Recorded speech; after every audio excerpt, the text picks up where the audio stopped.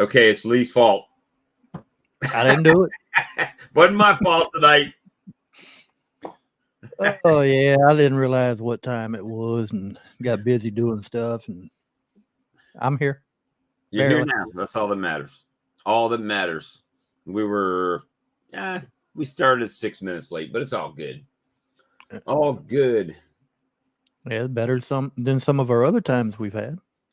Look at that. Chris sold $135 in honey today. Good deal. How you selling honey in the middle of the week?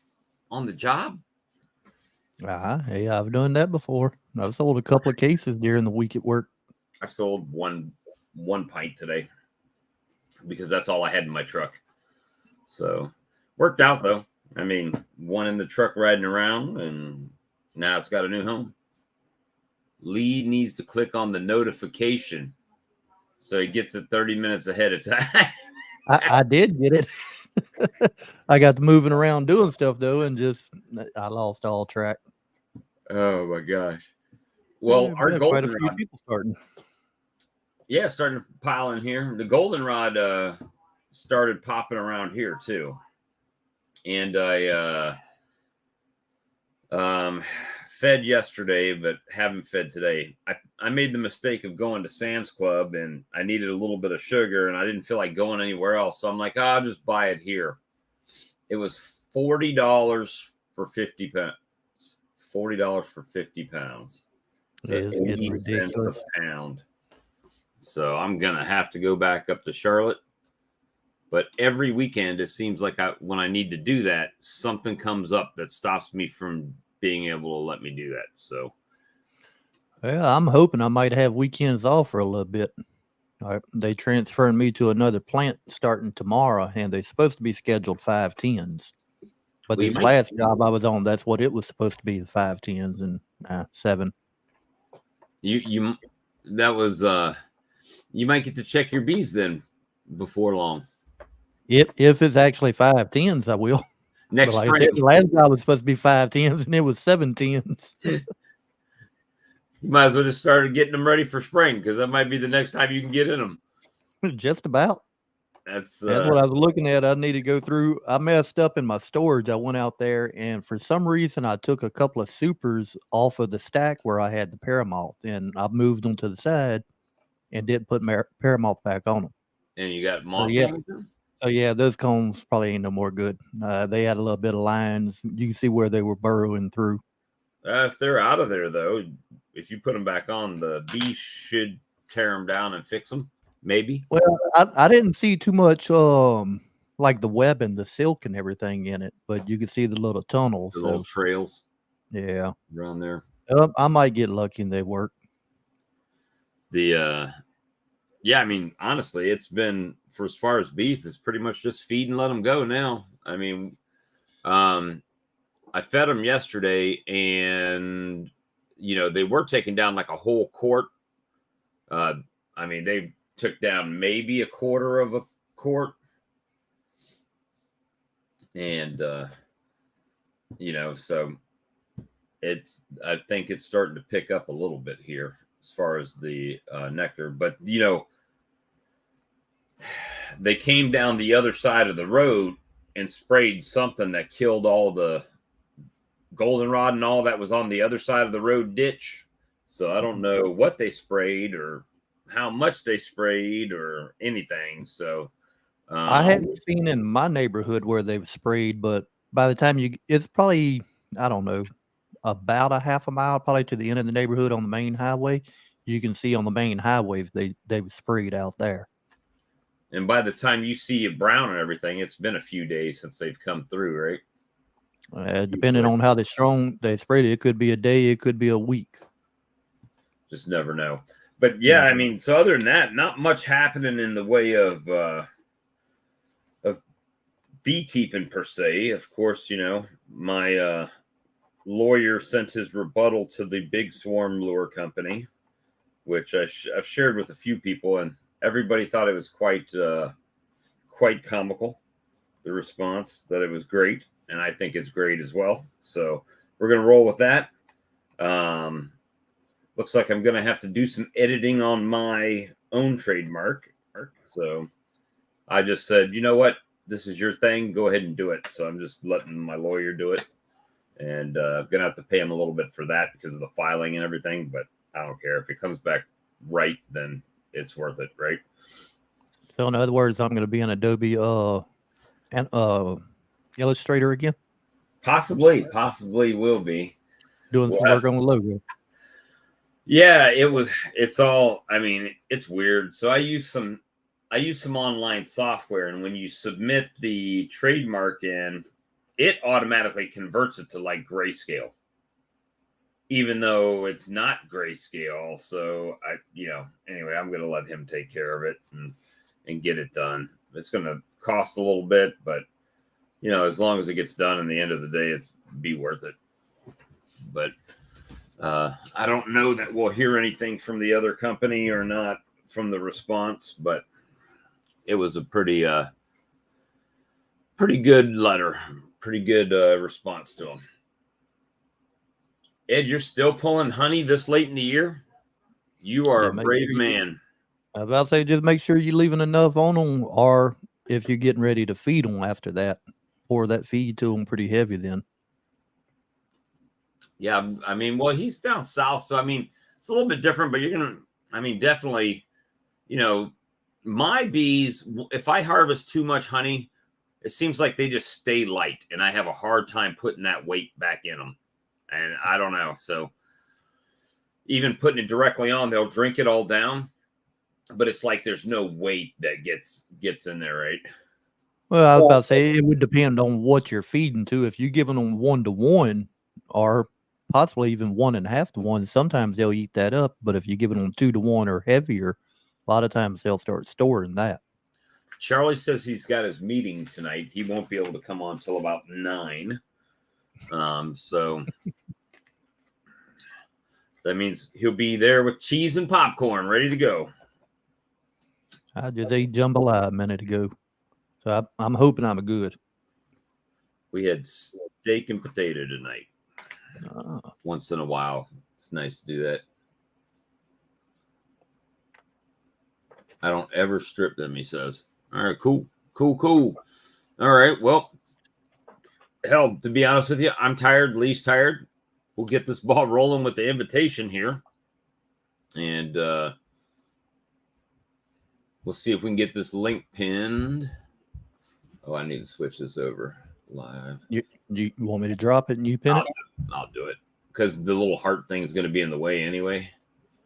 Well, I found if I just click, well, if you're a moderator, you can click on just a comment itself and not have to click on those 3 little dots. Pin message. There we go. All right. So it is pinned right up there. I always forget it's on that side, that corner. So if anybody wants to pop in and have some discussion, let's do it. Let's talk bees or whatever. Nice.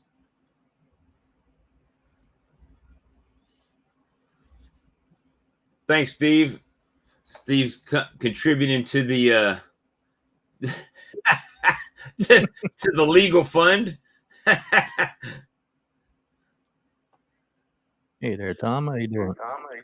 Good, Lee. Hey, Bob. Hey, you got a nice red stain on your shirt there. I do. I didn't feel like changing it. That's one of my work shirts out in the bee yard. I just I don't care if realized I I got mess it like up. wood glue on mine. You got what? Wood glue. I got a black t-shirt. It must have been black t-shirt night tonight. We got a loop there, Tom. Oh,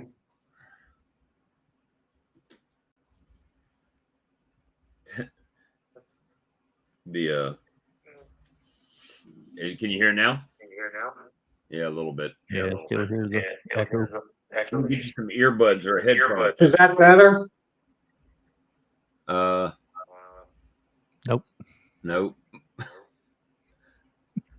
All right, let me investigate. You just need to get you one of them looping machines so you can drop the bass. Just drop the beat. The Tom's working on technical difficulties. Hey, Steve, how was your trip to Canada?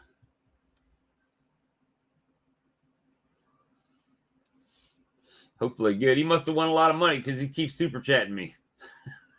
What part of Canada did he go to? Did he go see any of them beekeepers up there?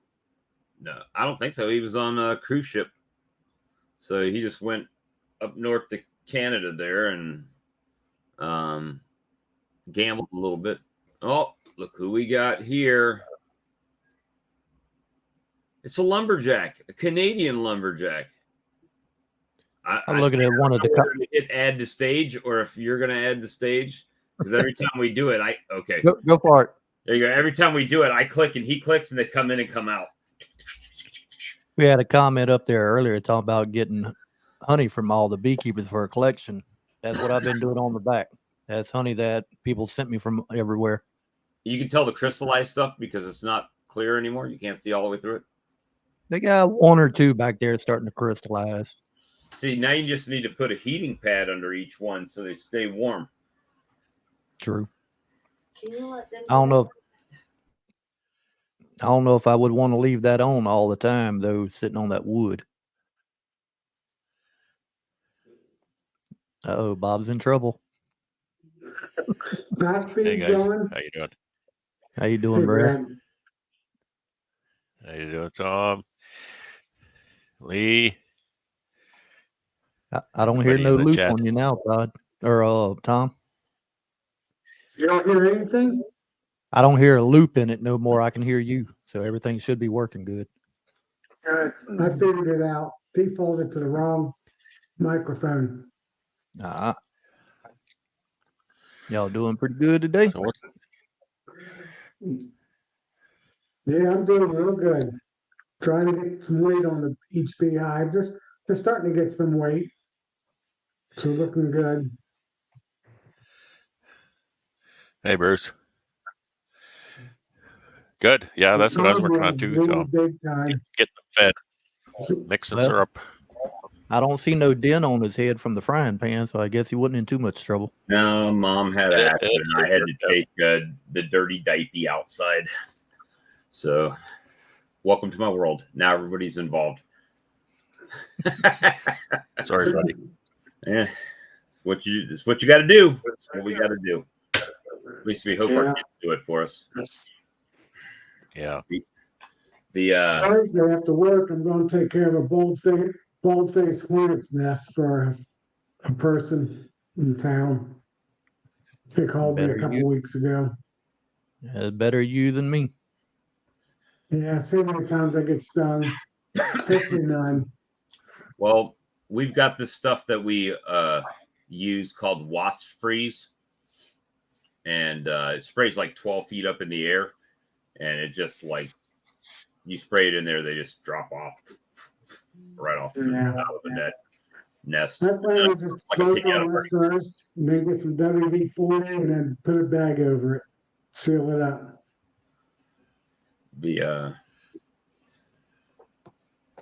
So Brad, did you Robert's leave? asking about- No, go ahead. Go ahead, Bob.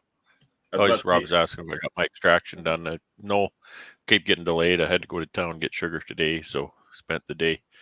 Well, I spent time mixing another tank of syrup, and then I kind of tweaked my back a little bit. So I thought, you know what, I'm gonna go and Gin and rest my back. Tanqueray. There you go. Rest it with gin and Tanqueray. I'm gonna rest my back. Tanqueray and Fresca. Sorry. Killer. What you gonna do? Take that bottle and just kind of roll it back and forth over the muscle? Once Yeah, it's that's empty. right. Once it's empty. That's right. But you can't. Sounds That's right. good, huh? You can't do it when it's got anything in it. It has to be an empty bottle, Lee. You gotta wait till So- it's empty and you're laying on the floor That's with it, huh? Right. You need to empty it first. And then if you still remember what you're doing, then Or if your back still hurts. if your back still hurts, then you can roll it on your back. Did you read the attachment I sent you today? I did. Yeah, that's pretty awesome. I commented to you just that was awesome. So we'll You- see what happens with I that. cut you off there earlier, Bob. You remember what you were on No, about? that's what I was going to ask you about, the attachment there. Yeah. Yeah. Yeah. So anyway, I've been lifting a lot of the supers in my honey house up to the end capper, and that's taxing my back too. And then I lifted that sugar into the tank today, and that's, I don't know, what is that? You'd say that's about 1,000 pounds, I guess. And I wasn't even doing that. I was walking through the honey house carrying something. It wasn't even something heavy. I was just carrying something, and I walked past something and my shoulder hit it, and it just kind of jerked my body to the side, and my back just went ah. So So you could put your shop vac or your dust collector head on it and just suck all of it from ground level right through into like the honey tank with the shop vac. the sugar. Yeah, you just use Put it the like shop vac head on the tote. on the tote and just suck it right off out of the bag. I There's wonder a if that good works. idea. Or like a dust collector. You know how you have the big shop dust collector? Just have the dust collector that empties straight into there and just Right into the tote. suck it right up. There's a good idea. I better trademark that while I got the chance. I'm bucking for a Sugar fence log. rustler. There we go. There it is. Sugar rustler. Sugar, Bob's sugar back. A sugar back. Yeah, That- that's right. You know, these things just come in here like just $1 million ideas. I'm giving y'all. Look at there. Easy out Bob, right?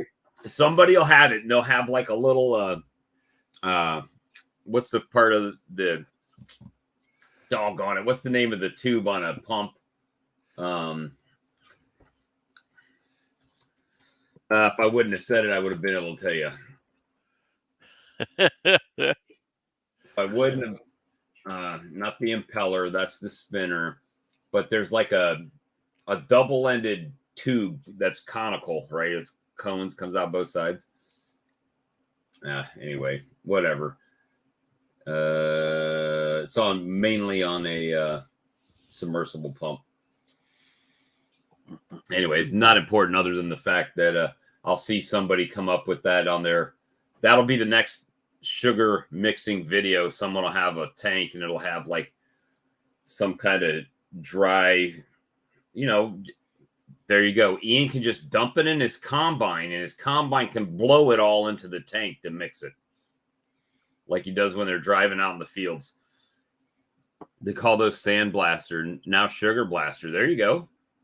You could just use the sandblaster to suck up the sugar and blow it right in there. Yeah, it might be a capacity issue with 1,000 pounds of sugar.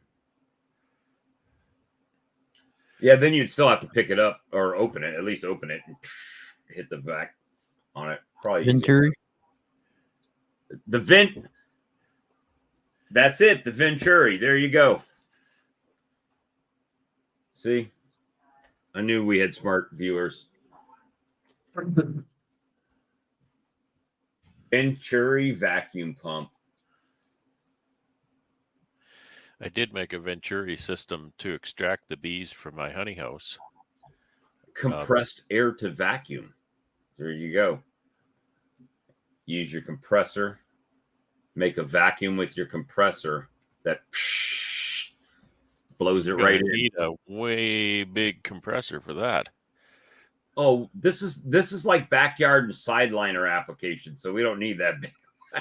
Well, yeah, but if you got that kind of CFM requirements, boy, you need a big compressor. Come on, we're inventing on the fly here. Think. Well, no, the theory works. Okay.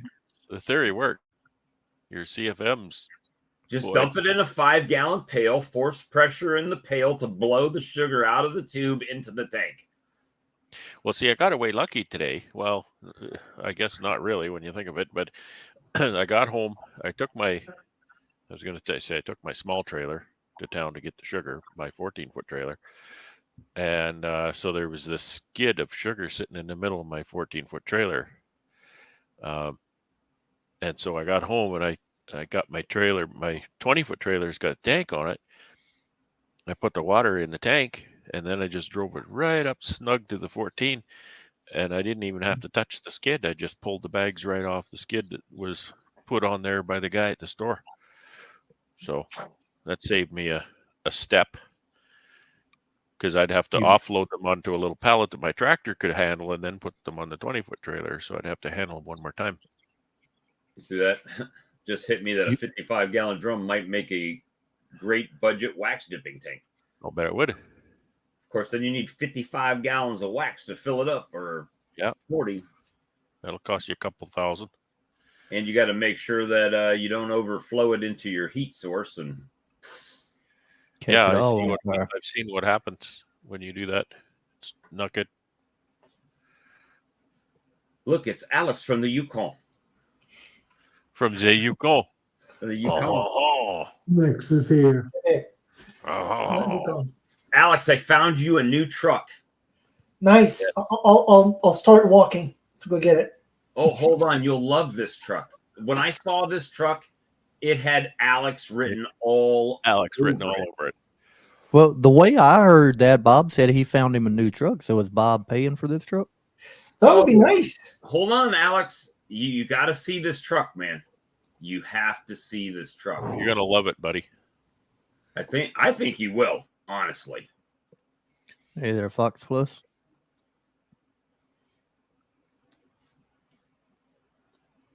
It's called the Daihatsu Midget.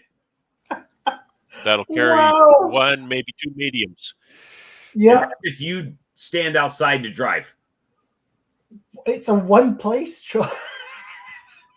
Yeah, so you can't take a friend with you. There's no crew. It's just you. It's a golf cart. It's got 50,000 miles on it. Oh, shoot. It's a manual transmission. Oh, man, I saw, the little Japanese truck I spoke of earlier. I saw one a few days back. And my Malibu is bigger than that thing. But look at that. It's got like chrome accessories. You could put a light bar up top for working your bees at night. Yeah. No, that's like the license plate should say useless. Look, it's got a battery right here. It might even have a dump bed on it. You can just dump the stuff out. That's funny, I gotta say, but wow. No. Some people carry their smoker in an ammo can. Some people carry it in that truck. Oh, look right here. You can just hang it. You can just hang it right from the slot. And you might even put your smoker and a hive tool in that truck. And it may not flip over if you do that. At the same time. Anyway, that's just a joke, of course. Hey, But Brad, yeah, they asking, what's your sugar cost up there? Yeah, $27 for a 20 kilogram bag. I bought the same 20 kilogram bag here. The same one. You did. Domino Sugar. Well, not the same brand, but Domino Sugar cost me $39 and some change at Sam's Club. So Wow. The 20 kilo bags here, like the ones I found were $42 and something. Yep. let me see if I. You got a Costco there, Alex? Yes, I do have a Costco. My subscription expired, so that's another $80. Although I do have a friend I could ask. Yeah. Save me the Well, that's where subscription we fee. go. Everybody goes there. That's where they get the lowest price. Yeah, because it's the place I called yesterday because I still need about 14 bags. It's a distributor and they're selling at 42. 20 kg bags. Yeah, for 20 kg Yeah. bags. Check out Costco. Yeah. Save you some dough. So that Yeah, one I I'll bought try was that. 22.68 kilograms. That's what it says on the bag. 22.8. 22. That's 50 pounds. Yeah, 50 pound 22.6. bag. Yep. 40. Yeah, I've been crazy. 20 kgs about 45 pounds. But I've been crazy busy lately. I've been letting you know the insulation shells for the top hive. I've made all 17 exteriors. I've extracted six frames, 6 supers. Good, I'm tired. And prepared. I don't remember what else I did, but just today, that's what I did. Like finish the shells for the top insulation and extracted 6 supers. And I did my normal day's work on top of that. hey, Fox I'm not Plus, done. good to see you.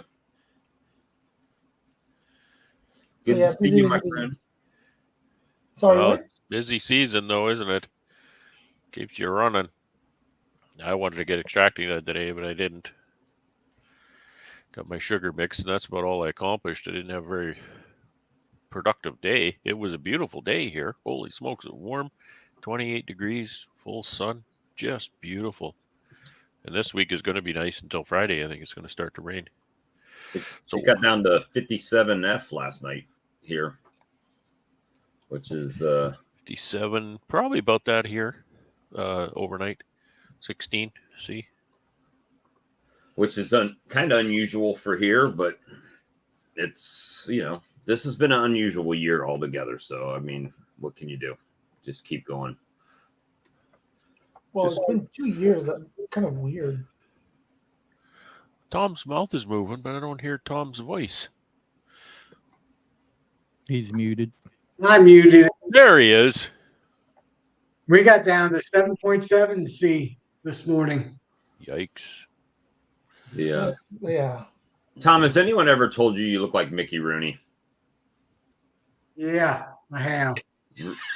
That's because you do, in my humble opinion, which is not worth anything on this stream. But I just look at that. No, he's all self-conscious. No, he needs to make Mickey Rooney his thumbnail. So when you flip back and forth, it's like, is it? That's right. Is it live or is it Memorex? But it's that's Mickey Rooney. Yeah, or is that? It's one No. of them. I think it's Mickey Rooney now. All right. Now Yeah, Russell, I think we started out 64 this morning and we hit 92 for the high. But it's finally going down. We ain't getting 99 and 102 and all that no more.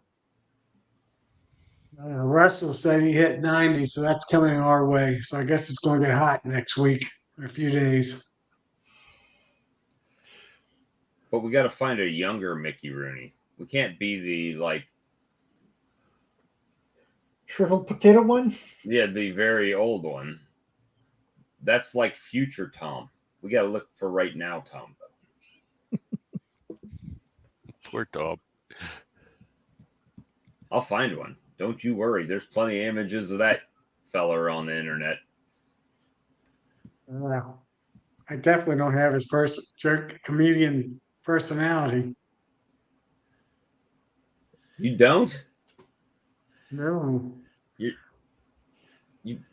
I found you quite humorous. You're a joker a So little he's bit. Rooney's I evil brother. try, but not naturally. Elderberry creamed. Elderberry. Oh, that's nice. All right. Let's open this one up. Oh, where's the picture? Like elderberries are really bright red, right? I don't know. All right. Well, they'll be a little red, and then they turn like a real dark, almost blood red black. All right.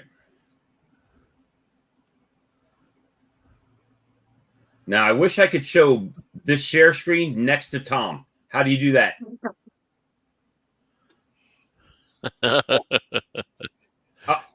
Tom? There you go. Mickey? Not me. If you can That's do not- this with that's not Tom Tom. right here. I'm trying to remember how to do it. It ain't We're gonna coming get- out right. All right, ain't coming out right. Doggone it. But They aren't. you guys share some DNA somewhere, is all I'm saying. We Somewhere. get it. Separated at birth. Well, who knows? Well, I mean, if you said that about me, I'd say our wallets were separated at birth too.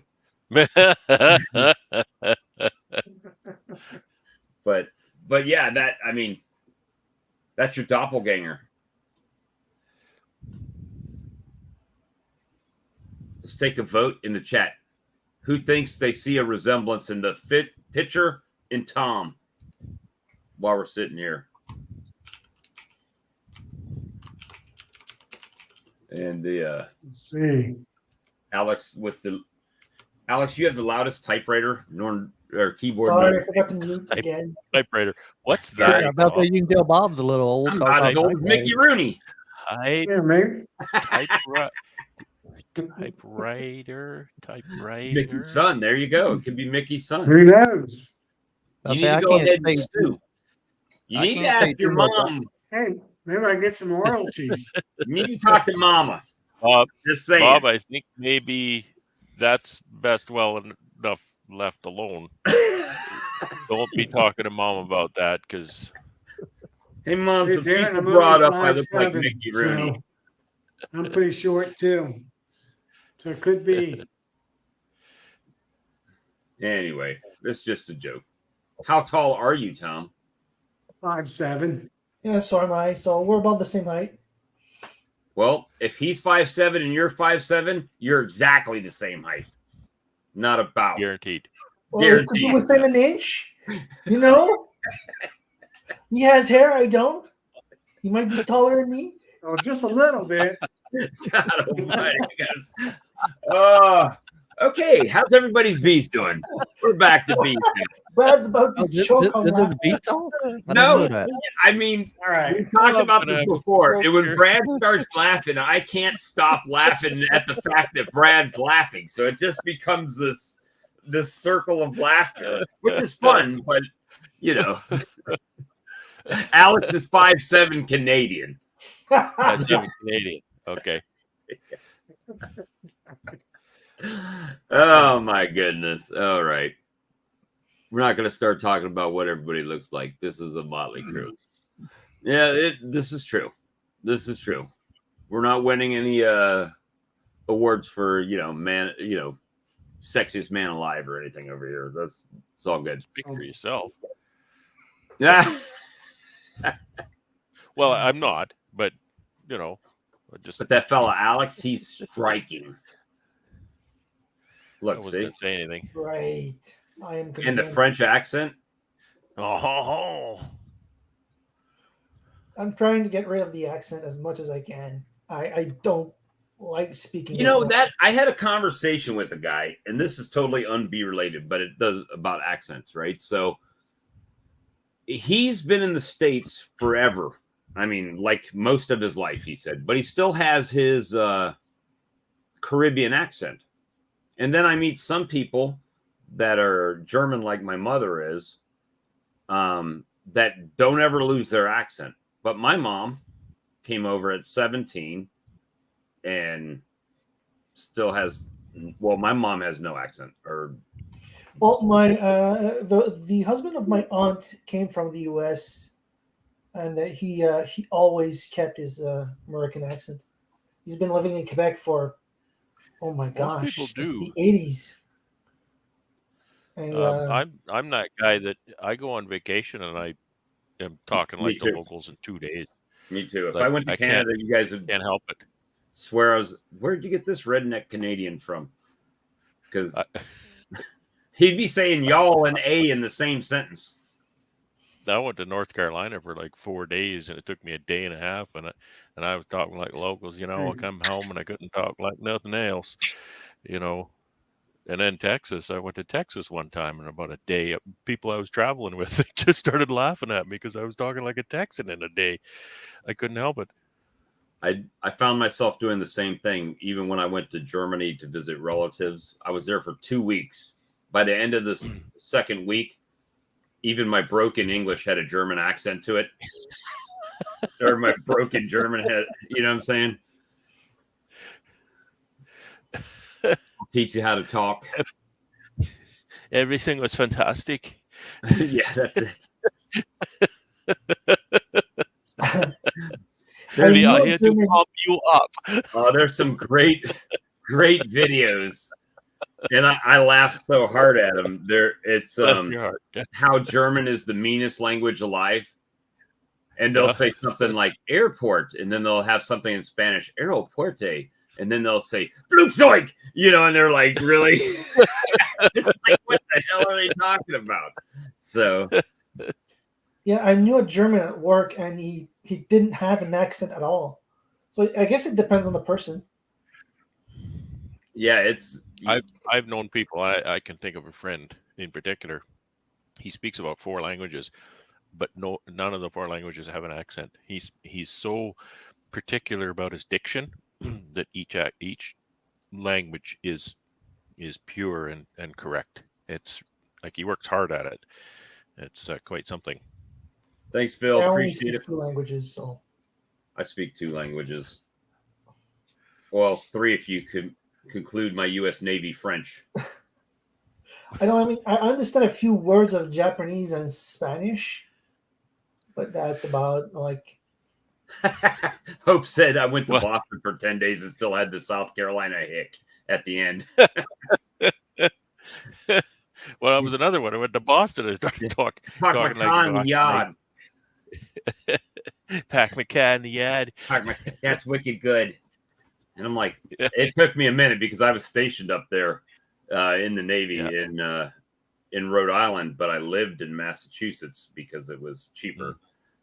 And yeah, it was fun times, good times. Well, I only speak English, but I can swear in French and Ukrainian. But otherwise, It's pretty funny when I speak German to my German relatives. They still say, now I moved out of Germany when I was 13. I lived there from 10 to 13, and the dialect from the area that I lived in, they say I still have that dialect when I'm speaking to them. So they say, oh, it's great. And then I speak to somebody here and I tell them how crappy my German is, to apologize, right? And they're like, oh, no, it's great. I understand everything. So, okay, whatever. I just don't speak it very often. And of course, my mother is the prime reason to speak German. And, she doesn't speak much anymore in any language. So, there's, I'm worried my second language is going to start falling by the wayside. If you don't use it, you lose it. Isn't that what they say? As far as language practice. See, spoke 7 languages. He was Greek and corrected the Spanish workers all the time. That's awesome. Well, see, that's the bad thing. I've always wanted to learn Spanish, but if you actually learn Spanish and then try to go to Mexico, It's truth. they're going to understand some words, but it's not the same thing. Different slangs and different uses of things. Anyway, we totally got off the beekeeping topic. Apologize. Lee, for that. that'd be like learning French Canadian and going to France. They just look at Yeah. you. The world do you Hey, say? that's like no idea French what you're and talking Yep, French and Cajun French. Unless you Yeah. say We used baguette, they'll understand baguette. We used to laugh at my sister. She's about 5 years older than me. In high school, her senior year, she had an A in French and an F in English. An elf. She failed her you own know, language. it was like that for me, but the opposite. I was much like in grade 5. Like we get evaluated 4 times a year. 3 out of 4 I had 100%, and the 4th I had 98%, and in French 60-ish. My wife says I can't even spoke English. Spoke English. So you did like me then. You cheated, right? You had to take a second language in school. So my second language was always German because No, I had I didn't. Like, tutor at it's home. not because I took it in school. It was mandatory to learn English. It is well, when I was a kid it was, but I started learning English with cartoons in the 80s, like G.I. Joe, Ninja Turtles. That's how I started to learn. So you didn't The walk video up to the games. teacher and be like, what's up, Doc? What TV show was it that the one of the main characters knew English from television commercials? they could speak English, but it was all TV commercials. It was quite hilarious. There was a movie. Alex, that's how we learn French, is the cereal box. You sit there as a kid with the cornflakes at breakfast, and you try and read the stuff that wasn't English on the cereal box. So everything was flacon de mai, so you could sound really, French. flacon de mai, whoa, this guy knows French, yeah, flacon de mai. And my daughter's in K-Town right now as we are speaking. For the people who don't know what that is, it's cornflakes. Kaiserslautern. Flacon de mai is for cornflakes. Cornflakes. Flacon de mais. Well, we're Anglos, right? We know that you guys don't pronounce the last half of the letters it's like you can't, right? Tell them what they want, Alex. There you go. I wasn't listening. Sorry. What did you say? No, Grammy said she had a German patient years ago that learned English from game shows and soap operas. Oh, goodness. So it's like Alex Trebek, right? Tell them what they've won, Alex. Yeah, I learned from cartoons as a kid. So then once the English course. So it sounds like you learned from Pepe Le Pew, because he's the No, only one that had a not French really accent. so much as G.I. Joe. But like the cartoons I watched the most as a kid was Transformers, G.I. Joe, and Ninja Turtles. Oh, Those were the three. I thought it was like ones I Marvin watched the the most Martian or as a something. How old are you, Al? Troy. I was annoying. 46. Where's the kaboom? 46? Okay. You about a year older than me. I'll be 45 this week. See, and everybody down here sounds like they learned English from Foghorn Leghorn. I said, boy. You're a chicken hawk. So, ain't no chicken hawk. You're a chicken hawk, son. Oh, man. We're getting... Cowabunga, dude. Yeah. I'm beating 1-1.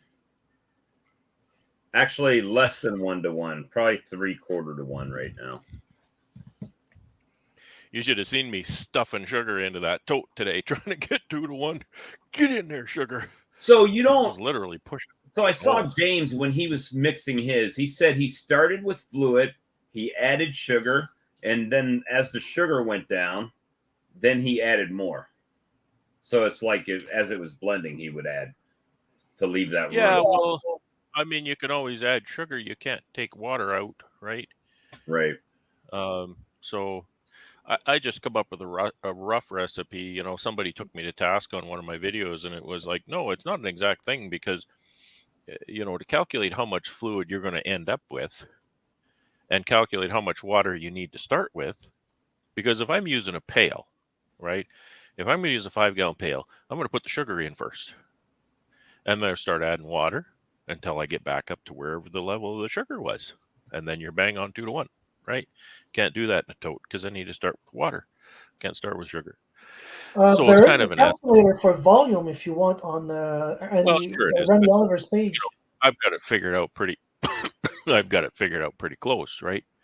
I can put in, 400 liters of water and 800 kilograms of sugar, and I come up with, somewhere shy 900 liters of syrup, and then I can add water and sugar to fill it up if I want, or not to just use it as is, right? I don't have to fill the tote. There's no reason I have to fill the tote. But Now, Bob, you said you feeding 3/4 to 1 right now. What's the reasoning for 3/4 to 1? Because you said they're not putting no honey back; they're still light. Yeah, I mean, there's a couple of reasons. First of all, the expense, right? Until I can get to Charlotte, I'm just kind of trying to nurse them along until I can get to Charlotte and get the syrup where it's cheaper for me to put it on straight at that point. The other reason is, it doesn't really get that cold here. I mean, it gets cold, but it doesn't get to the point to where they're not out looking for food. And if they're looking for feed all winter, yeah, I could feed right? one all Like, winter. you don't need to bulk them up for winter. You can feed them all winter. I could. I prefer not to, I'm but gonna start feeding 2 to 1 next week. well, you guys are getting ready for like inclement weather and snow, possible snow and stuff like that, right? So I typically don't have to worry about that. Like, race is on. We need to like get her in there. This week of warm weather is great because they're able to suck the syrup down and dry it up, because that's a key. They have to cure it. They got to cure it and cap it, otherwise it'll go bad. But my thoughts, and you guys slap me around. I mean, I know you guys will on the channel, but in the chat, I mean, my thoughts are, if a bee is flying and they're finding nectar anywhere, they're bringing it back to the colony. So if they have it in surplus, they will store that. So then they have to cure it, right? So if that's the case in nature, then what's the hurt to open feed them if they can fly? Other than somebody isn't undoubtedly going to say, well, but there could be spreading disease and they could be sharing mites. I understand that. We're talking strictly from the syrup end of things or feed. Right. The only thing I would look at there would be if it's warm enough during the day for them to fly and gather whatever they may be finding, or your sugar water, what's your nighttime temperature is going to be with moisture in the hive. I mean, that would be my only concern. But like you said, that would be the case anyway, right? Further down south, we're not going to be as bad. If they're getting out and flying and getting it, or I'm giving it to them, they still would potentially have that moisture issue in the colony either way. To a point, but if they've got very little nectar coming in, they're only bringing a little bit of moisture into the hive versus an open feeder and just bringing, tons in. But like you say, further in the south, we don't have too much of a concern on that. But I mean, if it drops down to where they can't fly, it's generally only a few hours. I mean, when it gets to that temperature and then the sun warms things up. Chris, why are you in black and white? You look like you're in black and white to me tonight. That's because he is. I think I see a little red in the flag back there. Red, white, and blue. But your shirt definitely looks black and white to me. You look black and white to me. Yeah, he does. Black and white to me. It's definitely black and white. Like the only thing that has color is the camera. background. I got a new camera. It's because it's a silent movie. Headphones. You got a 1947 webcam. Only shoots black and white. It does look clear, though. It is a clear picture. I thought for a minute there it was a silent movie. So yes, silent movie. Every once in a while, this picture goes away and it comes up with a bunch of captions of what he said. Well, the funny thing is I'm hearing everybody at one time. You hear us all at one time. Yes. I mean, are you on the Ring doorbell camera? Yeah, right. Hello. Answer the door. Ding dong hit you just now and put you up there? Nah, I purchased this computer camera, so I was just seeing if it worked. And oh, it works. It just maybe it's the lighting. No, it's actually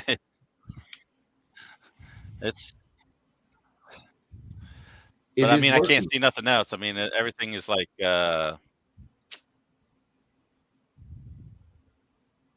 Fill up on cold syrup and can't fly back home. I gotcha. But they're I definitely mean, taking it down slower. I think they're foraging during the day and they're eating syrup at night. That's what I'm thinking. Yeah, I put out a 1 gallon bucket with just a couple holes in it, just to gauge if I need to feed them or not. Right now, there's a few bees on it, but they're hardly touching it. So I know they're bringing in a lot of goldenrod. Yeah, that's kind of what's happening during the day, but like at night, I noticed that it drops down more than like during the day. It's just they're out and about, and then at night it's like I don't know if they're just going and filling up on syrup for feed to eat, and I don't know. Could be. So your theory is they're preferring the open feeder in the daytime. Well, they're not hitting the open feed at all. I mean, I didn't put any out. That's first thing. But I would normally notice them over there on like the pine straw, trying to get some sugar remnants off of the straw if there's nothing. But today I didn't notice any bees out there on that. They were flying. And then at night, I think they're sucking down the I don't know if it's just nurse bees or what, that they're just draining the syrup at night. Oh, interesting. So I think it's just they I've could never be. really taken notice of the daily swings like that. I should take note of that. Me either, Brad. When I open feed out, put it out right before dark. That way, they have it the next day. Yep. And I Yeah, noticed I've they noticed use. that, Mark, that if I put an open feeder out, 2 o'clock in the afternoon, 3 in the afternoon, nobody touches it until the next day, and that's the morning scouts that go around and find. Here, the I find that sources they will stay. They will stay. Like if they get on it, like if I put it out at 1, let's say, during the middle of the day, they will stay on it. However much I put out, they will stay on it till it's gone or until it's dark. And then you find bees down in there the next day. Sorry, fire truck going by. Yeah, ants, I noticed that too. But one thing was some of those feeders, like specifically the Ceracell feeder, where the bees can rob from the side and get in the top and then drown. They weren't even trying to get in that today. And there's syrup in it because I checked it, but they weren't even trying to get around it today. So I'm thinking that that goldenrod has started popping open and they're just finding better stuff right now. So that's what they prefer. And then at night when there's nothing coming in new, that we'll go ahead and take this syrup down. And robbing here. I need to check on that, Bob, in the future. And because I'm using glass jars like Brad does, you don't get that flex. You do get a temperature change, so I'm sure the vacuum does change a little bit overnight, but it's not like it doesn't flex like a bucket will, especially Right. a 2.5 gallon bucket. Yeah, everything they're getting right now is going to stay on for mine. Just trying to put weight in it. I want them to kind of backfill it a little bit right now. Just put some weight in that box. I got a few of my bigger hives. I got some supers on them, and on my weaker hives, I'll put shims on them and then lay those frames down above them. You put 5-gallon buckets on the colony, or you put 5-gallon buckets out, 5-gallon bucket feeders? I'm curious on that. 5-gallon buckets are thicker. It may just be the light, Chris. Because I've got my overhead light, and then I've got a 3-light flexible dealy do right here in my face, and I know Lee's got lights in his face. My light's behind me, but it's pretty bright. Open feeding's okay. And I have dull lights anyway. Lee's bragging with his dimmable lights. Lee can change the colors and everything. He's special like that. Yeah. You can You should have flash him it. like pulse at the with colors, with along with some music. If I know Lee, he probably got hooked up to his brains, and whatever mood he's in, what color it shows. Yeah, if I was that good, believe me, I wouldn't be Well, doing the he's work got that the I little do. mixing board over there. I bet you he throws little raves in there. Foam party in the background. Lights flashing. Now, that's what I've been working on today. Looks good. Yeah, he's getting the hookup. Only $4,000 in boxes. The good thing is, when he needs boxes, he can just go rip down a display and build a new colony. Or his desk. I'm putting in a poll. If you put in a poll, I'm unsubbing, he says. Now up on the main stage. I don't think it'd hold. Hey, got a new one here. Hey, Newfoundland. Welcome. Hey. Brad's muted too because he's laughing so hard he can't keep it down. Ian's like, I'm done with the stream. I tell you what, if Brad comes down to visit, I'll put a poll in for everybody. But he gets the first dance. Brad gets the first dance on the poll. What does me coming to visit have to do with putting a poll in? I'm curious. Because I'm not getting on it. I'm not doing it. That's you. Oh, and you think I will? It's going to have to be a substantial poll.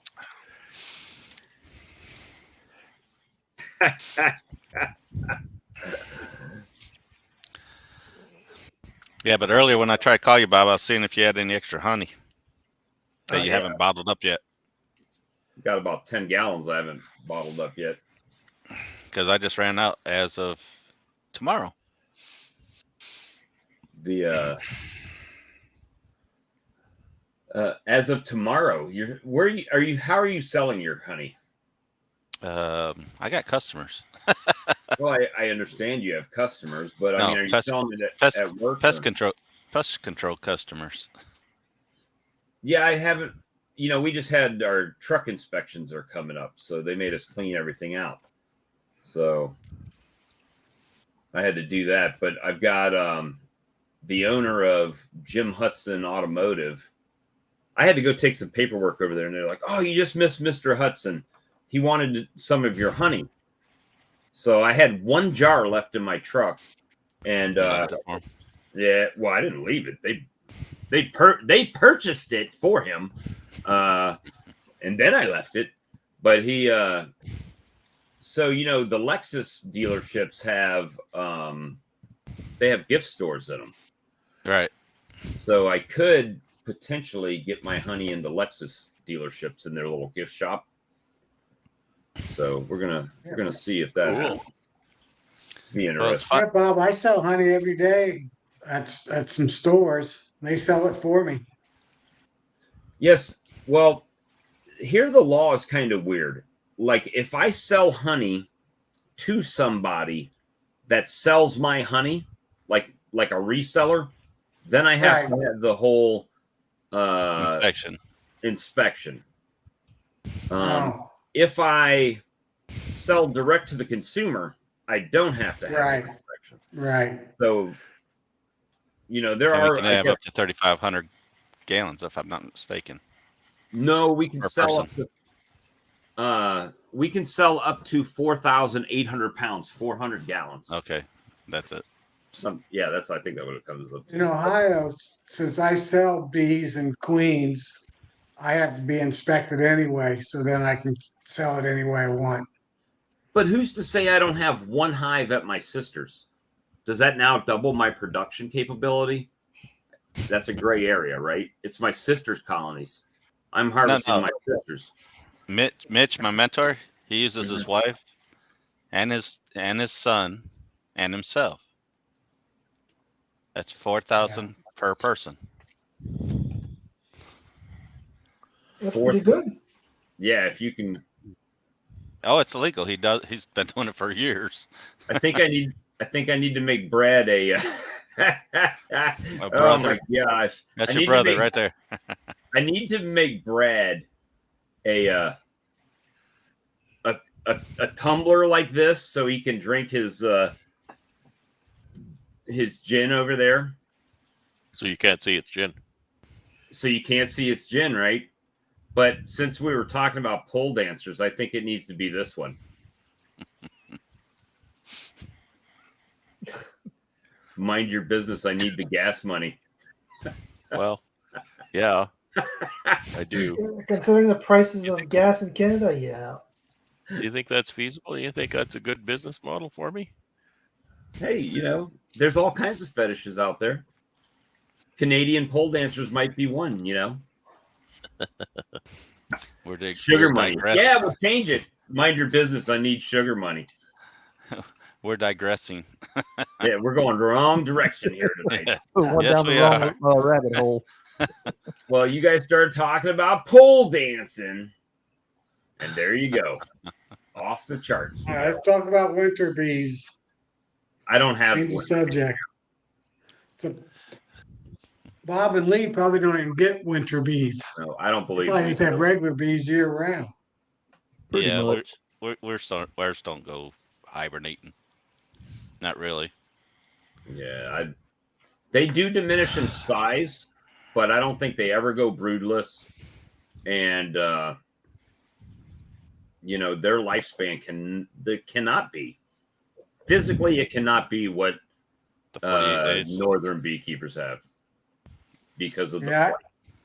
I've noticed my queens are already slowing down significantly. Most of the hives are down to about 3 or 4 frames of brood. So probably in another month they'll be down to about 2 frames of brood. Really? I just looked at my hives yesterday and they're starting to make honey again.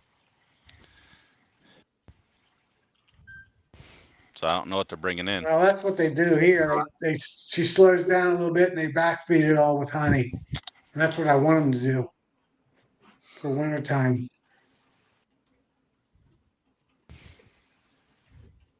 See, here in Louisiana, as far as like the cottage law thing, I hadn't found anything where it has a pound limit, but it's showing for Louisiana it's $20,000 per cottage.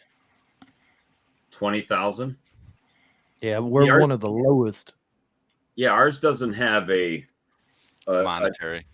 dollar limit. It has a pound limit. So, and that's a very gray area, because how do they know how much you produced? They don't. They have no idea. You know. They assume by how many hives you have active. All right, so even let's use that scenario. Say, well, the national average is 50 pounds or 55 pounds, and you got 40 colonies. So that's still only, what, 2,500 pounds?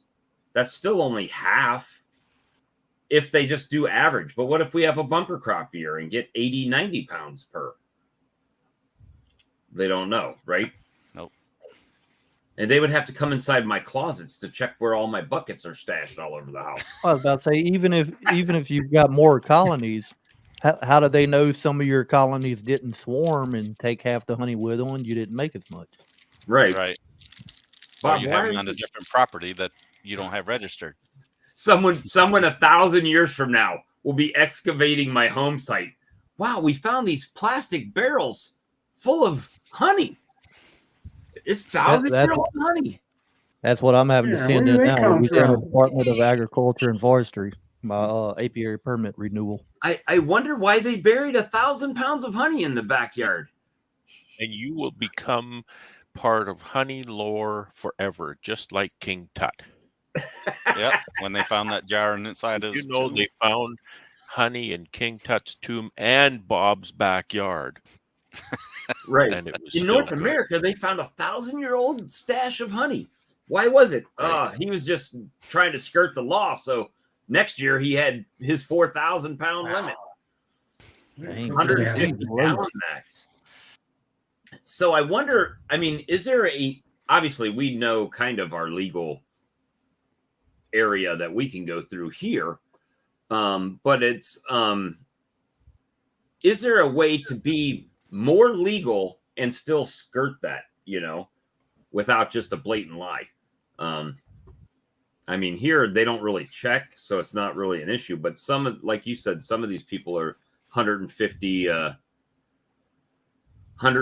gallons is the law in Tennessee. So it's like, okay, is that per yard or per apiary or per person, or is that for just a backyard beekeeper? Does that change based on whether or not you're a company or if you're an individual or what? So, I mean, that's kind of if you pack and sell more than 150 gallons a year, you must be licensed and inspected. Okay. The only way they could really find out is if you're actually selling it to like a store or something. Yeah, but they might have bee police up there that come and check, Like but if people are coming to your house and picking it up, yeah, I keep 150 gallons in the house. What's in the warehouse? Nobody knows.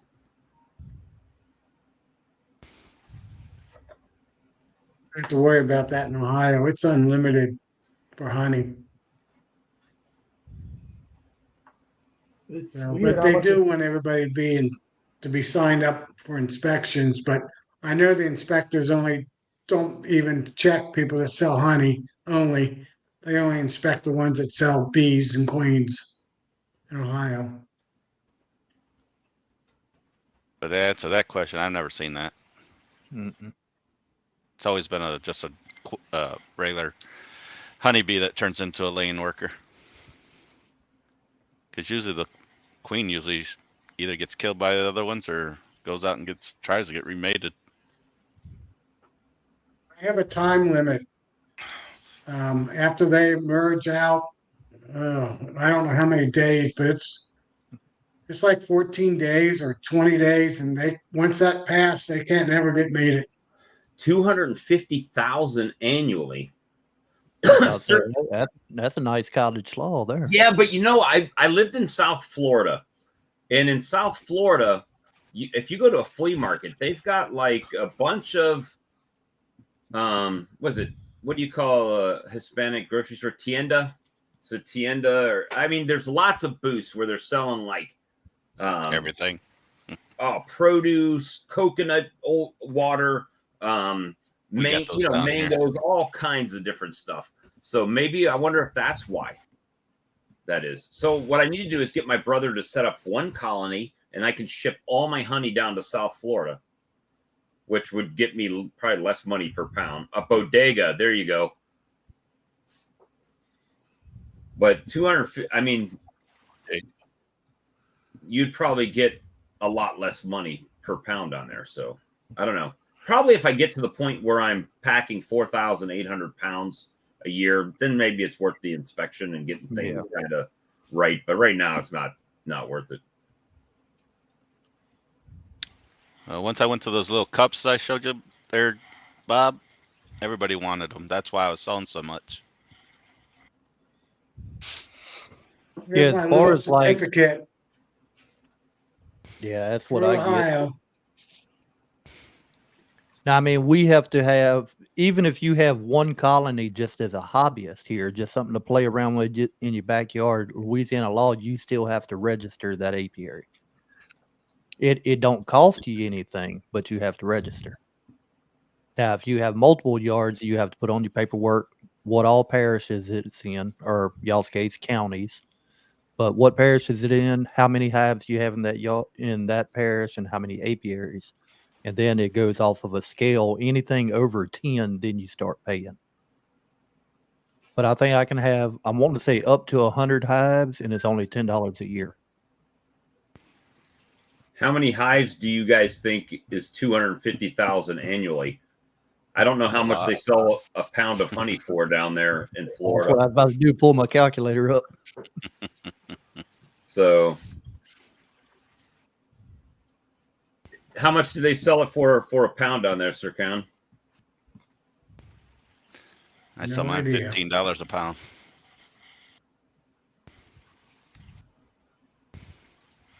Oh, Florida has to register even one colony. Mm-hmm. Yeah, in Ohio, you're supposed to register, even if you got one colony, but most people don't register if they're only selling honey because they never come to inspect you. And it's just In Ohio, it costs $5 per property that you have hives on. Ours goes off of however many colonies you have. It don't matter how many different apiaries. But we don't have to be inspected unless you're doing like a queen breeder or package bees or something like that. Just to have your Right. bees sell honey, you don't have to be inspected. Now you can request an inspection and they'll do it, but a requirement inspection they don't do. Well, while we got Right. 2,071 people watching, remember Brad's having a live on Thursday night over on Faith Apiary's channel. So, Thanks, Bob. Lee, we don't have our names up tonight I ain't even Oh, paying yeah. attention to for it. some reason. That would Well, be, when I that'd work be with certain that. things in the Faith background, testing stuff out, I move the names out of the way. So definitely, if you haven't subscribed, subscribe to Brad's channel so you can get the notifications. Ding that bell. Nah, Mike, I hadn't made any more, but I've been drinking some of it. He's still drinking last year's stock down. Yep. You wouldn't have to make any more if you just bring the same stuff from last year. And then you can say it's age to find perfection. The last year's stock's getting a little bit lower. 7 p.m. No. So what I should do is I should just add a fifth wheel to my truck. And then I should get a 33-foot flatbed. So people that want to move their bees from East Coast going towards West Coast, I could just drop it off like at the collection yard for people. Charge the fee, right? Shipping. Brad, what time? 8 Eastern. 8 Eastern, so that'd be 9 Central. Nope. Wrong way. 7 Central. 7 Central. Okay, You're an yeah. hour behind us, yeah. I'm Shane, backwards come today on anyway. down. Canadian guest beekeeper in honey would be 7 it. Central, 8 Eastern. So I've invited. Can I plug the live a little bit Absolutely. here, Bob? We only got I've 2,200 people invited watching. a few. I only. Oh, you may be big. I don't need to be made any bigger. I've invited a few people to join us for the first portion of the live, and then we'll do the open forum like we do here. So drop in. I'm sure you'll enjoy some of our guests and have a good time on the chat. 7 p.m. on my channel Thursday night. You can That's make 7 it small Central. again. So do you have, 7. you obviously have a few familiar faces. Do we have any unfamiliar faces that might be there that we aren't, that we haven't seen before? No, I don't think so. See, one of the struggles I have is I haven't. I'm still using the free version of the software, So it's a so I'm six-person limited limit. to 6. Yeah, and so I didn't want to invite a lot more people than 6, or at least 5, because I've got to take one of those spots. So, I didn't want to invite 10 people and then say, 4 of you have to wait or ask somebody to leave. I've got a person more important than you in the waiting room, so you have to leave. Or Right. there are streams out there that Oh, do no. that put you on hold for like an hour in the back room waiting to get in. I've heard of those. Yeah, but It's not very then you're nice. sitting around. It's not very nice. So I'll just stick with what I have. I've invited a few, and hopefully everybody shows up. I just dropped a link to Brad's channel in the comments there if y'all want to click on it and give that a sub. Hey, thanks, buddy. Not like he's got more subs than everybody else in the stream. Just saying, but he is the biggest. He is the biggest YouTuber on this channel right now. So Well, no, it's all numbers. Brad, Doesn't mean anything. Have both you been, literally and figuratively. Brad, have you was been Tom? putting videos out last month? Yes, Oh yeah, 3 Yeah, I days do ago, every I week. 10 got days to ago, check it 2 because weeks. I'm subscribed, but I'm not getting any notifications. Well, YouTube would do that. you have to fix that. but they I are had to go through some of mine because it seemed to automatically unsubscribe me from some people, and I had to go back through and resub to them. Oh, really? Yeah, I've had that happen to me too, Lee. So I'll need to check. In fact, I'll do that now. Yeah, make sure you're subscribed. Your invite got lost in the mail. Well, you're invited, Phil, but notwithstanding what I just said, I couldn't invite too many people for the first, but it's only the first portion. Like, we're going to have just a few people on the first portion, and then we're going to publish the link, and others can join the fun as space permits, because again, I'm limited to 6 with what I've got. And I'm going to try to produce it, so I'm going to be one of the 6. So that leaves 4. So the rest of you unlucky bastards have to wait. Just kidding. Unless somebody wants to give me a subscription to StreamYard, then we can throw a bunch more people on there. It says that I'm today, Lee? subscribed, but I'll unsubscribe and resubscribe. I automatically unsubscribe to Bob about every day. Hey, somebody messaged on something I did like 3 years ago. And it's like those old videos are starting to make their rounds back through, like on that annual, the 1 year, 2 year, 3 year thing. I get that sometimes. I'll get a comment on like a 3-year-old video, and the guy's really cranked off about something, and I'm thinking, dude, this is like 3 or 4 years ago. Yeah, right. What are you bringing this up? Like, who cares? Yeah, there you go. It's just look at it this way, Brad. You can always kick Bob to make more room. It's like I'm the spare I can't. guy. Bob's the expendable, so we can just, that's it. Take the bullet for everybody. But then when he's trying to figure out, how do I add this? Yeah, that's what I was about to say. I can't say who yet, but I'll be producing another live next Thursday. Oh yeah, nice. So there's a bit of mystery there. Hey Phil, I just put a reminder Brad there. said you were Brad. invited to his. We didn't say you were invited to ours. He's down there laughing. It says I'm on backstage. Okay, there you are. No, I wanted to get on here and say one thing, because I know Mike's on here. Mike, Minnesota bait beekeeper. Yep. So when I registered for Nobby, isn't that what we're calling it? Nobby? KFC, Kentucky Fried Conference. Kentucky Fried Conference? Yeah. You can there's a little option for your name tag. You can put what state or province you're from. So I filled that out as State of Independence. State of Independence. In honor of some of it is the state of intoxication. He says he does have a question. Yes, Shane. Why did you change from OTS to grafting? Oh, there's a really good question. Yeah, that's a really good question.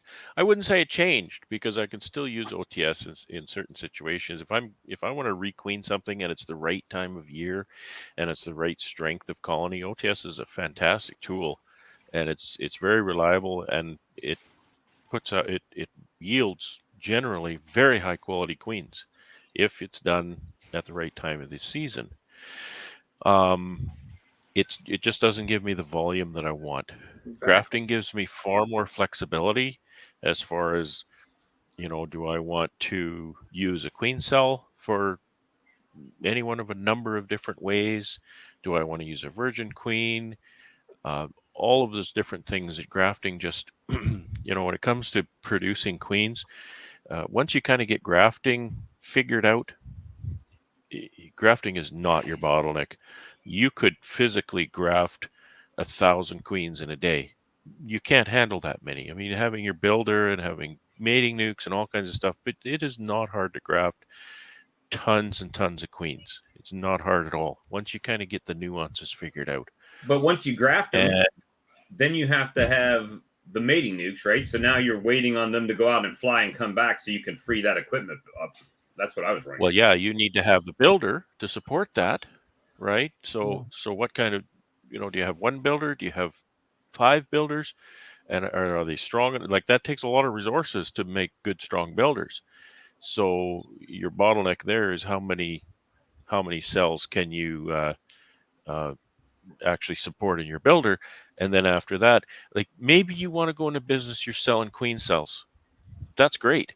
Make yourself a few really nice, strong builders. You can graft tons and tons of queens, put them in that builder, and in, I don't know how many days, help me out here, what is it, day 13 or something like that after 16 egg for lay. Queen of Helen. Right. Yeah, no, I mean when you're selling a When you cell, get them, yeah, when you get them out. you know, when you yeah. So what I'm saying is, you know, you can rotate things really fast that way, and then so your bottleneck really is your builder. If you're wanting to sell, well, if you want to sell virgins, it's similar thing. If you want to sell mated queens, that's when the infrastructure really starts to hit you hard, because now you've got these mating nukes, and that takes, you know, possibly a couple of weeks in that mating nuke after emergence.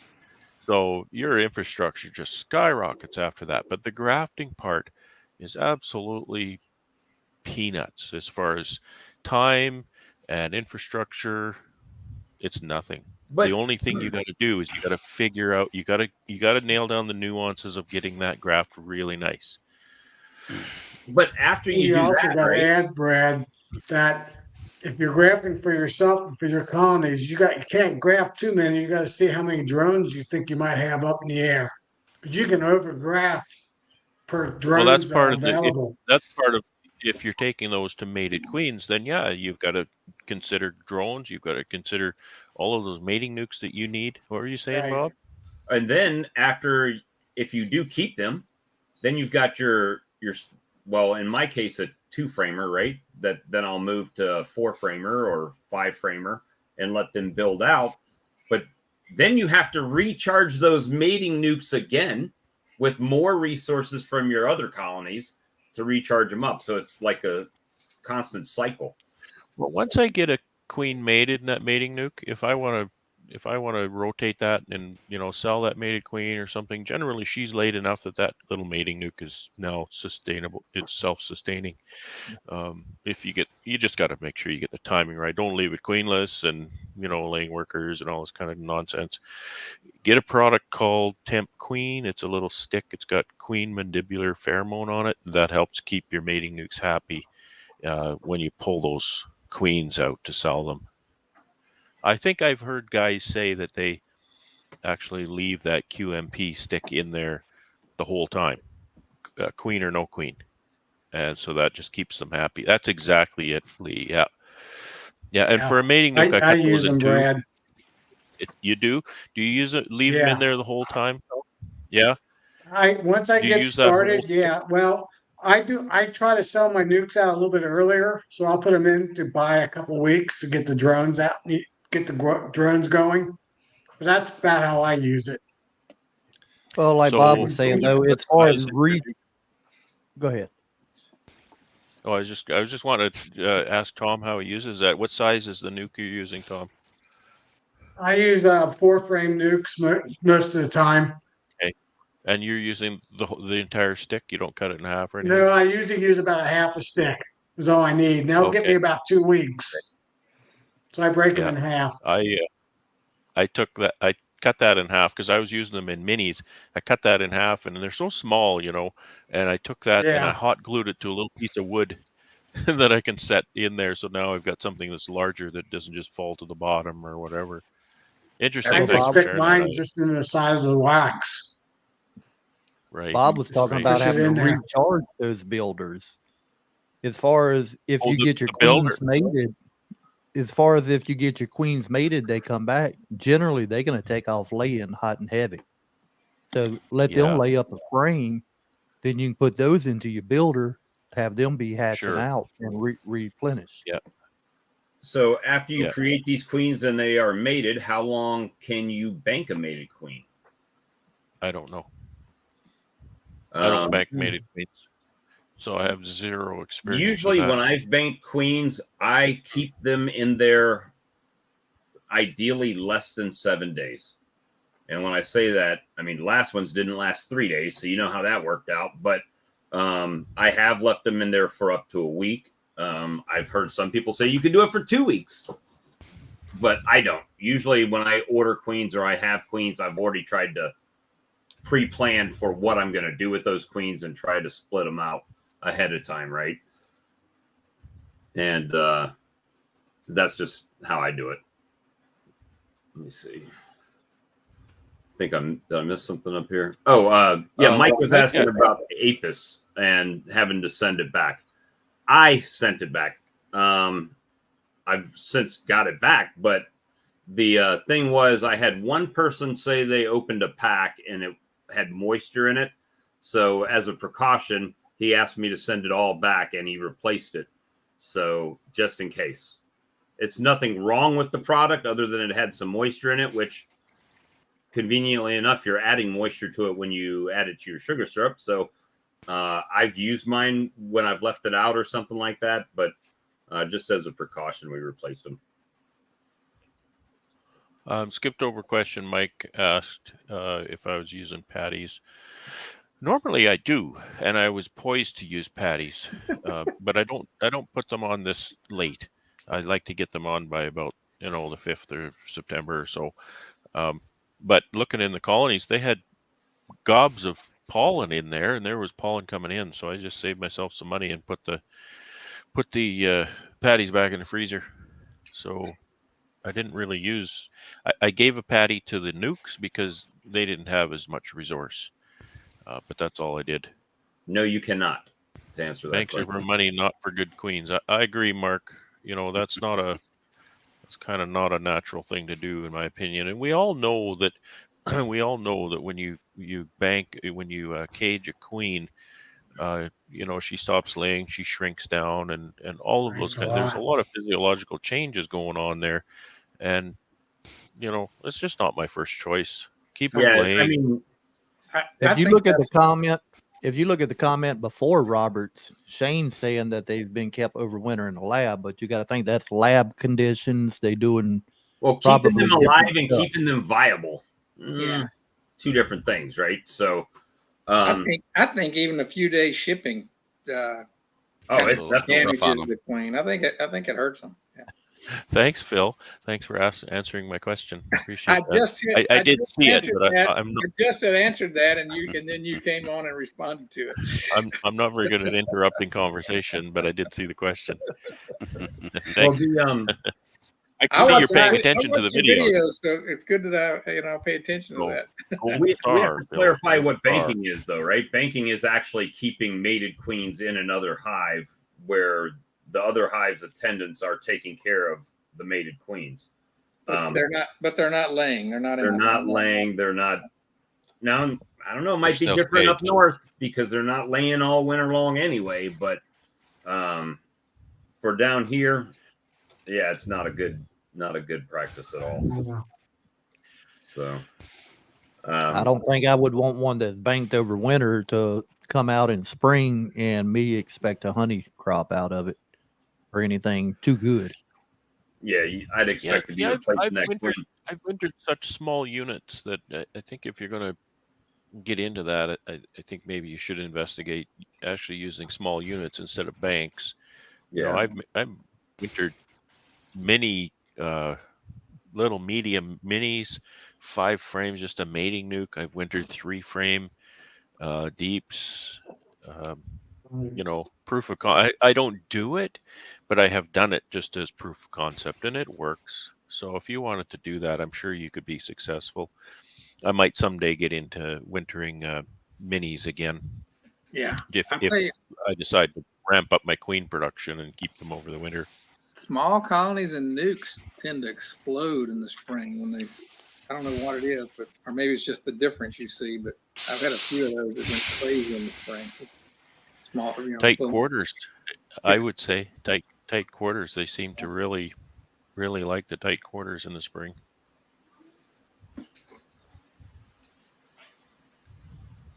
Well, we actually talked bees. What is it? Hour and a half? I got some bee talk. we can't do so. Yeah, I got this big shipping container that I made a horizontal hive out of, and I'm making a bunch. I originally had a bunch of 4-frame nukes. I had 21 of them in there. But I found out that there are 2 frames on top of 2 frames, and I found I didn't have enough room to work even my hands in it. So I'm changing it out to 6-frame nukes, and I plan to overwinter queens in those. But it'll be a regular 6-frame what hive. I'm kind of doing is wintering them in 6 with my new queens, and I know what you mean. Those 3s that I had, it was really tough to if you need to reach down in the bottom for anything, it's really hard to get in there. Yeah, it was. And again, I don't like hives that are connected together that I can't just pick up the box. Like those threes I made were just a 10 frame with 2 dividers, and I just have grown to really hate that kind of thing. So if I did it again, it would be a separate box. I can tell you a funny story, Brad. I found out that I can't put cells in my right next to each other in that because the peeping of one queen, one over will mess up the next spot. And I was getting every other one made it. So I'm going to put a little insulation board in between each one. You got to quiet down the neighbors. Boom, boom, Yeah. boom, boom. Hold it down over there. Yeah. What's the best way to rotate a hive 180 degrees? Spin it around. In two Sorry. 90 That's all degree I've done. increments. I I'm wrote not I sure. rotate mine like 45 degrees per day, and you can get them turned around. Oh, you just rage flip it. Oh, you mean okay? Yeah. They'll figure it out. Two Yeah, don't Turn just them do it. around. They Don't just. figure it out. I take mine and rotate them a little bit each day until I get them around there. Yeah, if you went 45 can. a day, they're fine. They can't tell. I wasn't thinking of that. I was thinking, well, just move it. But then you're thinking of what the bees wouldn't find it. That's right. Unless you want to put a thing over the entrance at night, then turn it around and undo it. When they wake up in the morning, they'll realize, hey, we're facing some other direction. If you Yeah, get 2 like days Dave- of rain, Yeah, I Spin think it you around do. at night. in a hole. Put a little grass in front of it or something just to make them Yeah. work to get out, and then a I'd lot of give 'em- times they'll I'd give rework. them 24 hours at least. I think I've determined that it's about 30 hours. So if you got one entire day of rain, for example, and there's no flight, like if it's maybe a cold day, so they go in the evening, and then so it's all night, and then it's all the next day. They don't fly, then you can turn that around, and then the next morning when they come out, they don't remember where they live, and that's just kind of my unofficial research on that kind of thing. 2 nights, like if they're in for about 30 hours. Yeah, 48 hours. So Brad, I do 3 nights. I thought you were Well, going to 3 tell nights. Hope. Yeah, I thought you 3 were going to nights tell works Hope you move them into the barn, right, and then move them Move back them into out. the building for 2 nights. And I know I do 2 nights, and I know I made a mistake this summer. I picked up a pallet of hives that I put in there. They were only there for 1 night, and didn't work. I moved them out, and they depopulated. There's just a queen and about 50 bees walking around in the hive. But 2 nights works for me. So it's about, it's about 30 hours or so in that hive, and they forget where they live. So if you get 1 day without flight, then you can move that hive, right? Move it in the evening or whatever, just as long as you move it and you know they're not going to fly until the next morning, then you're okay to move that. You could also use a wire mesh to force the Right. entrance closed for 1 day. Hey Well, you guys, I'm can't going to as bail long as it's out not a very little hot. early today because I did some canning today and I need to take care of it. Yeah, have a good All one, right. Tom. Thank you. See you, Should be Tom. cooled down by now. Everybody have a good evening. Good night. Night. Brad, are you saying you could move them in the same yard at night and they won't go back the Absolutely. next day?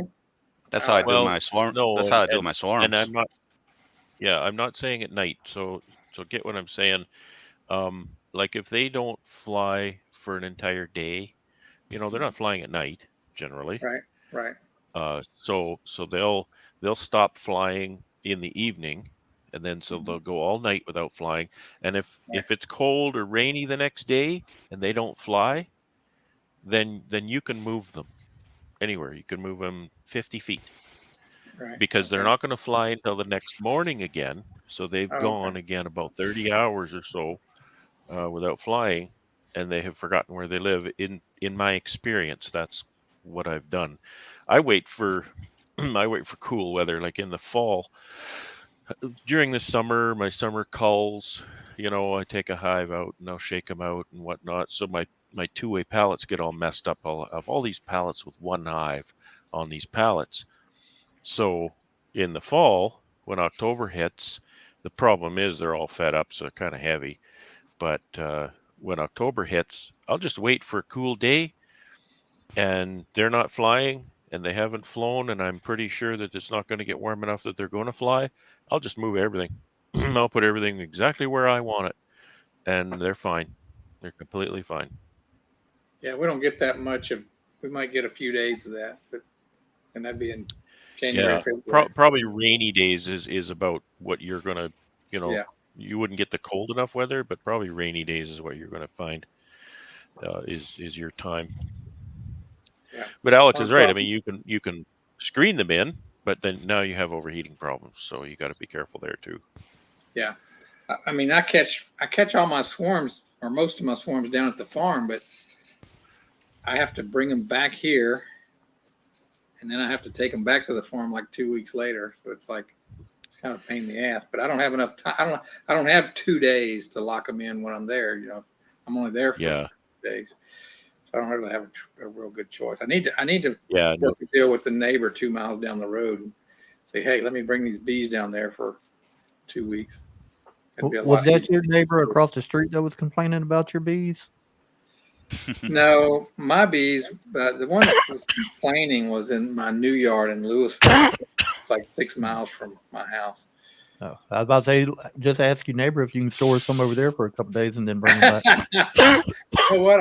I should contact her and say, hey, you maybe get rid of my bees, but what I really want to use this place for is for reorienting. You got a problem with that? It's a good question. Yeah. Waterwood down the Yeah, road. I actually don't ever use my out yard for that. I really don't. I never just take bees over there to, so I can bring them back a few days later or whatever. I've never done that just because I have the building. It's close enough.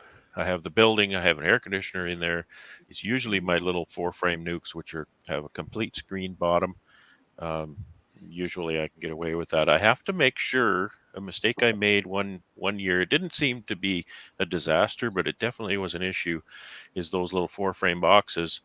If I have them on that pallet and the boxes are actually touching together, that's bad. They get really hot between them.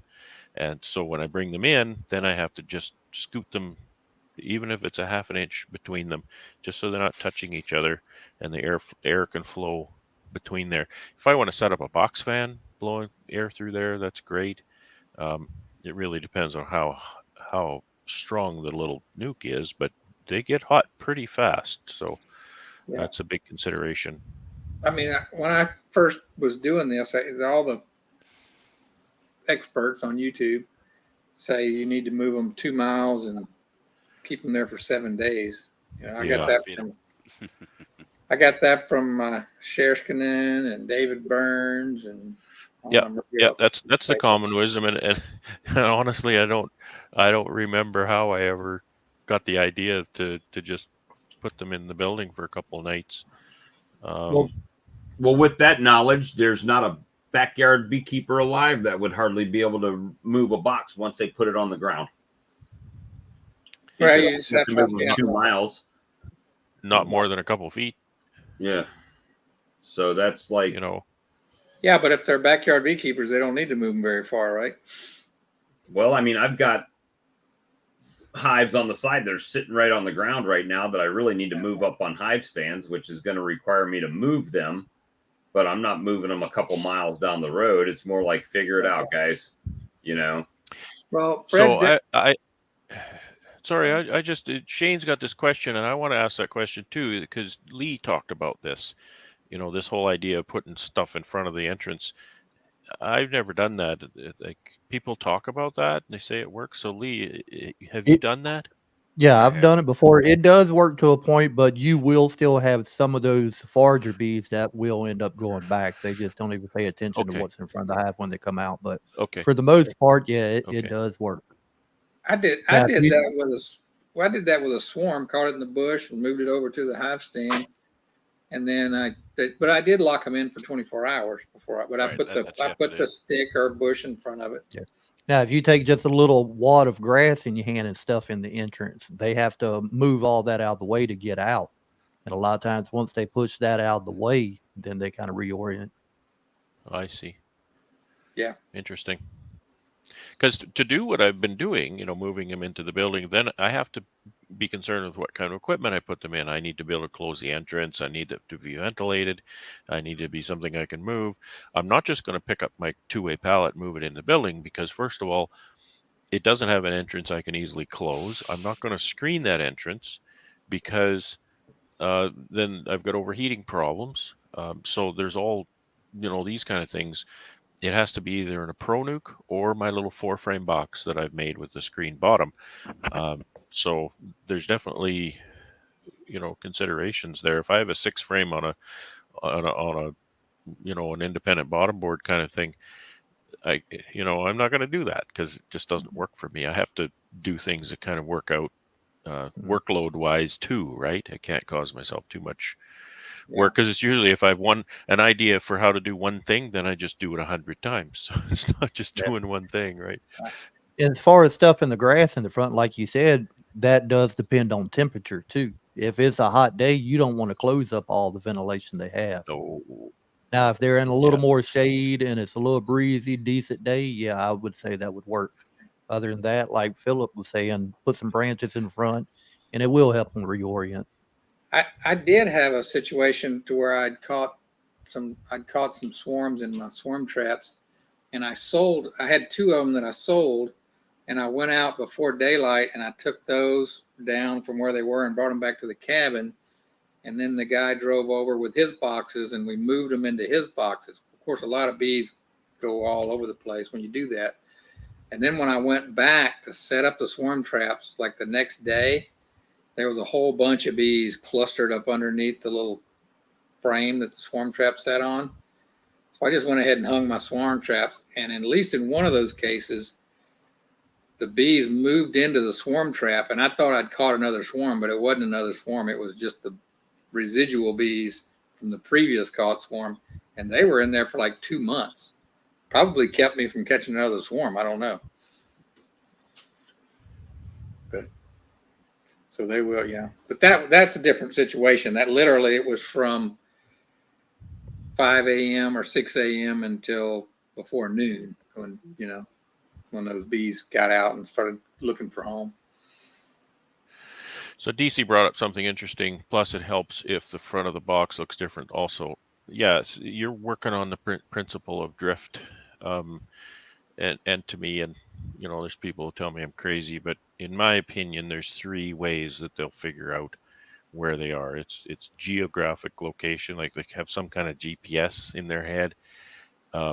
They figure it out by what the landscape around them looks like, and they know where they live in that landscape. Where the sun What their sets. hive smells like they can pick out their hive, what it's, where should they live kind of thing, and what exactly that hive looks like. You see them orienting and they're doing this in front of the hive the whole time, or they're getting a really good look at it, right? They're figuring that out. And so it's what it looks like. So when I shake out a hive, what I don't want them is going back into that hive. So I have to get all the bees out of the hive into the onto the ground in front of other hives and stuff like that. And one thing I really have to make sure I do is take away everything that looks like home, right? Not only take away all the frames and everything, I don't want anything that looks like home, because they'll just go back there and they'll wander around and they'll just be a little cluster of bees all lonely in this box. So I have to, you just have to take into account those 3 principles. So what you're managing is you're just managing drift, either compensating for drift or using controlled drift to achieve what you want to achieve. The I've seen when you like if you burn the outside of your boxes, and some of the grain's dark, and I noticed that on some of those that I've burnt in the past, when the orientation flight comes on, it's almost literally like they're reading the grain of the wood, because when Oh, they're yeah. doing orientation, they're going back and forth with the black lines, and you can see if there's a like one that doesn't go all the way across the box, it's just a little piece. They'll be doing the big one, then they'll do a little short piece by the small section, and then keep it going. And I mean, it's really kind of interesting to Yeah, that is interesting. Whenever you move them from a nuke to a full size colony, they always tend to reorient. It's not just about where they are. The look of it does definitely. Right, right, and that in that situation though they can also drift.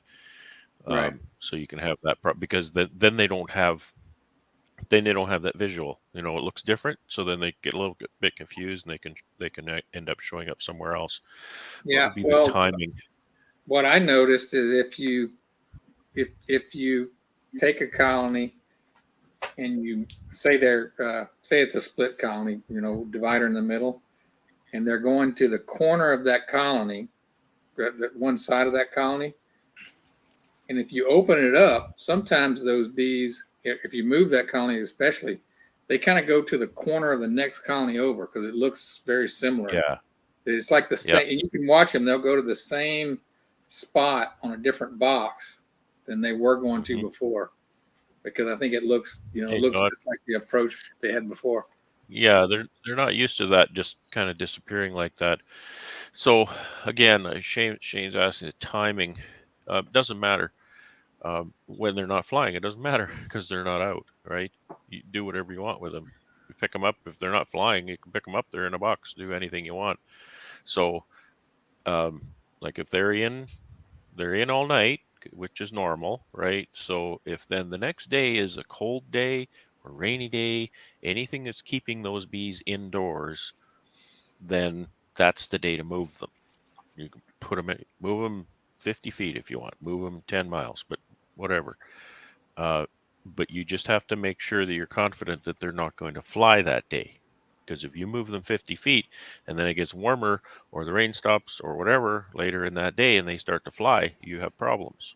You're going to have to move them back because you can do things like put a collection hive there and keep moving the stragglers. But that's not what we're talking about. So what you need is an entire day of no flight.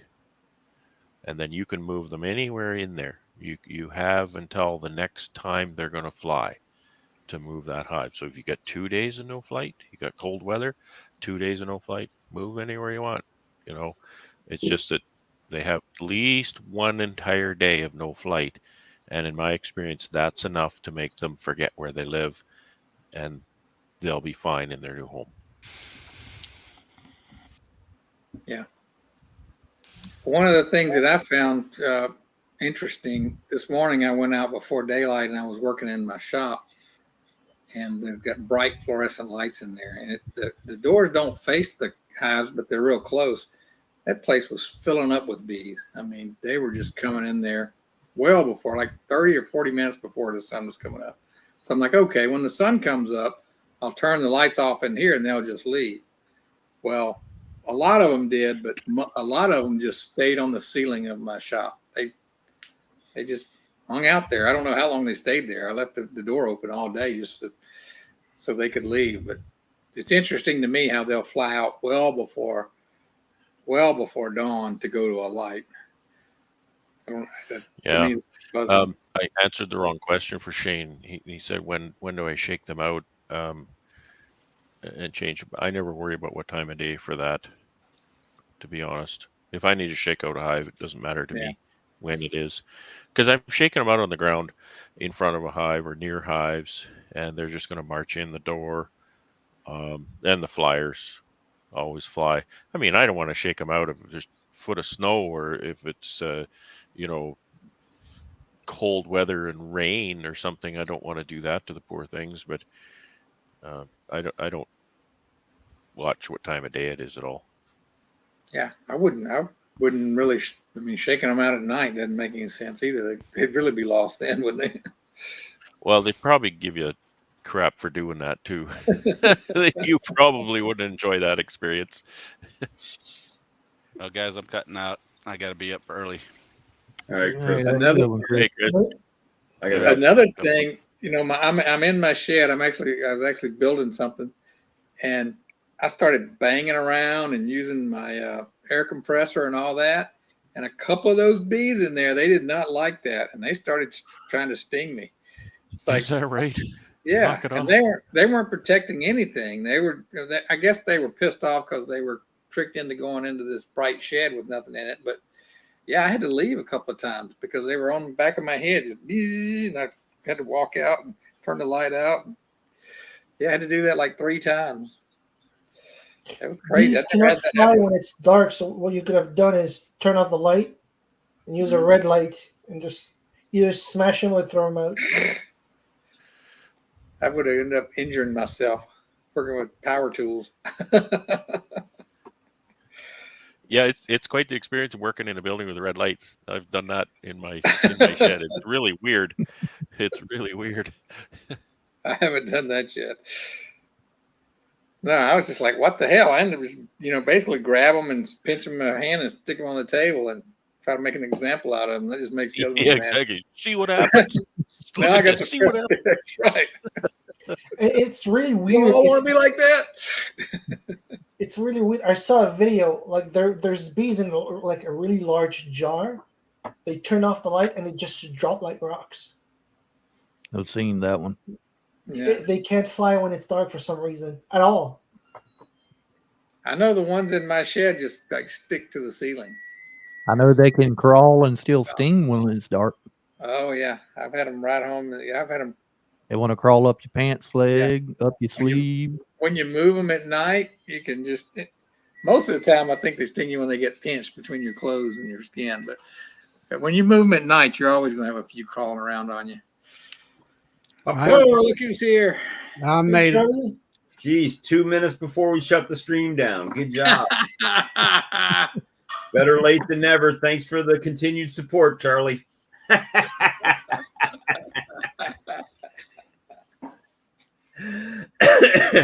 Now it's a stream. We joked with Charlie. Yeah. Todd hadn't said anything, or he's muted, one of the two.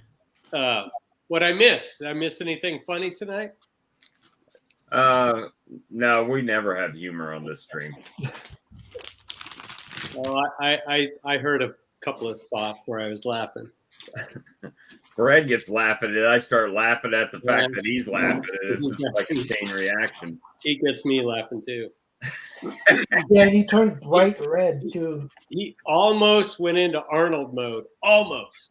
It's all been serious. This Oh, Can time. you hear me, Brad? Mike's not working, Brad. all B talk too. Nothing else but B talk.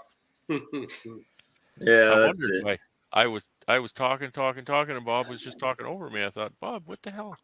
I got this little it's a button mute. Sometimes it gets pressed and I don't realize it. Usually it's the cat, but it was me this time. Go ahead, do it, Lee. Yeah, we forgot before you come in.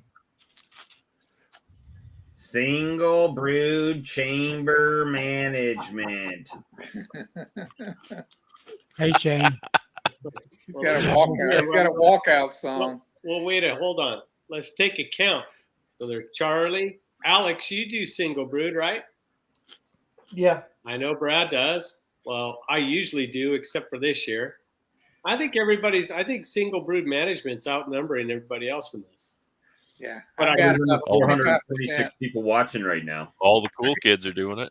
I got about 25% that way, but mine was just greed. It didn't have anything to do with But it's anything else. only I really just want to make single honey now. brood chamber management during the honey fluff.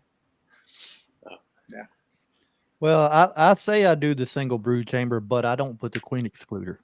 Mhm. But for the most part, I get very little brood up in the super.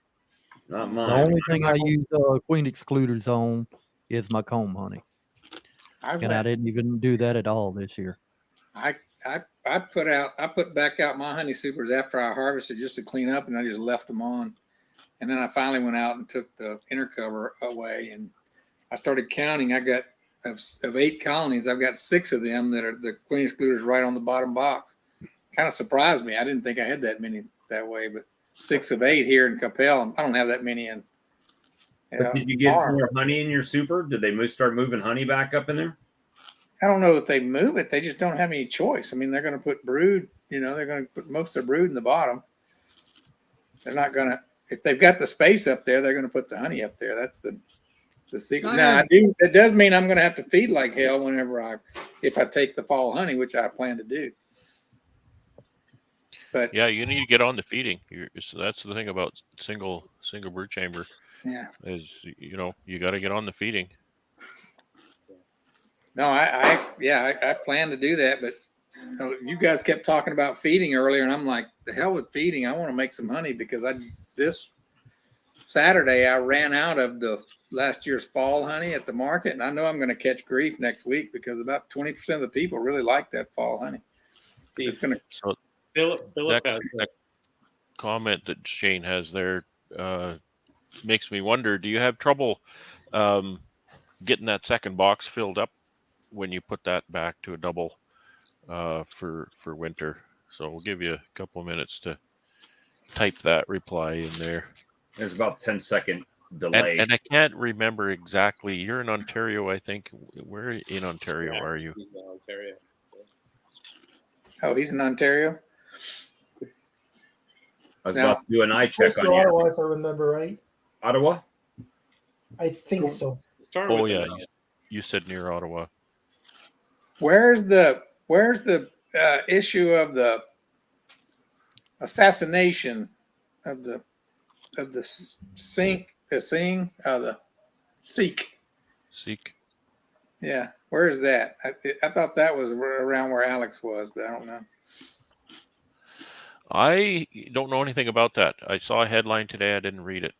I just watched a YouTube video about it. Yeah. And, It happened today?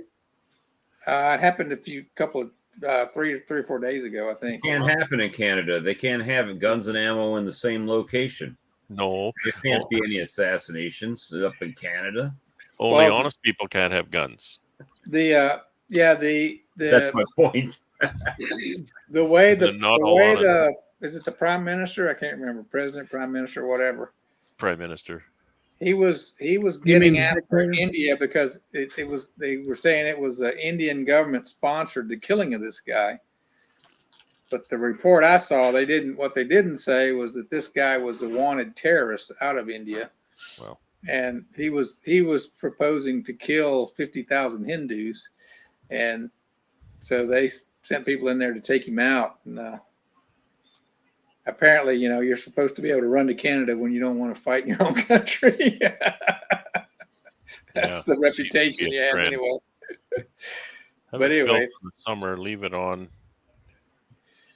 Fill the room left. So I'm wondering, why would you then not run that as a double through the summer? Maybe you can help me understand what the advantage of running it as a single in the summer, but then leaving that. Maybe they come up. I kind of see what he's doing there. If you're going to, he's wintering outside, so maybe. I know in our area, I would like to have a medium on top of a deep, and the medium's just honey for the wintertime. And of course I leave it there for the next year. But I mean, that's what, Ian does that. He comes out and he basically runs a double deep early spring until he splits them apart and makes 2 production colonies out of them, drops the queen cell. And yeah, but my question really is if a person is going to run it, and it doesn't matter if it's double deep or if it's a deep and a medium or whatever, I'm just trying to envision if you're running a single deep through the summer, and then you're just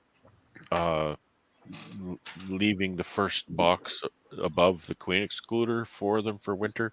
How does that differ from just running it as a double box through the summer? Isn't that the same thing? Well, possibly if it didn't have the queen excluded, they would have more brood laid up in that second box. Well, if he's leaving that second box for winter, it should be nothing but full of honey then. That Right. way it's got a full box of honey for the winter versus brood and honey in the same box. Should be about the That's same the only thing. thing I can think. Yeah, I think can that's see that would put that second box all honey. I can see that. The amount of brood, I don't know there'd be much different. I know in the South or down in the States, it's pretty typical to run 2, and then in the spring you just reverse the boxes. So you move the brood moves up in the winter and you reverse them.